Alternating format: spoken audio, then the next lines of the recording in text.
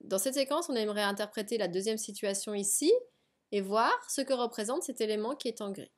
Donc faites une pause sur la vidéo, inspirez-vous de ce qui a été fait précédemment et venez voir si vous avez juste. Donc déjà, on voit que pour les valeurs de x données, ce sont tous les éléments qui sont à droite. Et on avait vu que l'air, ça représentait une probabilité. Donc c'est la probabilité que mon élément grand X y prenne toutes les valeurs plus grandes que A. Ça représente tout ceci. Et on a rappelé juste avant que cette probabilité, en fait, vous avez juste, si vous avez répondu, c'est la probabilité que X soit supérieur ou égal à A.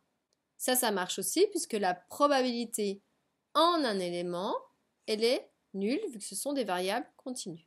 Alors ici, on va aller un petit peu plus loin parce que notre base, c'est la première.